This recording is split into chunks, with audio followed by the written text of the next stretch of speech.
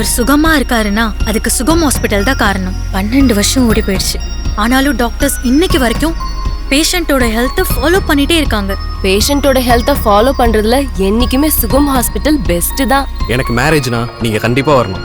நிச்சயமா தம்பி. 3 வருஷத்துக்கு முன்னால இங்கதான் இந்த தம்பிக்கு ஒரு பெரிய பைக் ஆக்சிடென்ட் நடந்தது.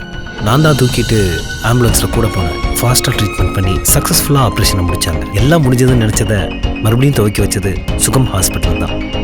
தலை பிரசவம்னாலே பயம்தான். நானும் உங்களை மாதிரியே ரொம்ப பயந்தேன். அப்போ என் ஹஸ்பண்ட் என்ன அழைச்சிட்டு வந்த இடம் இந்த சுகம் ஹாஸ்பிட்டல்.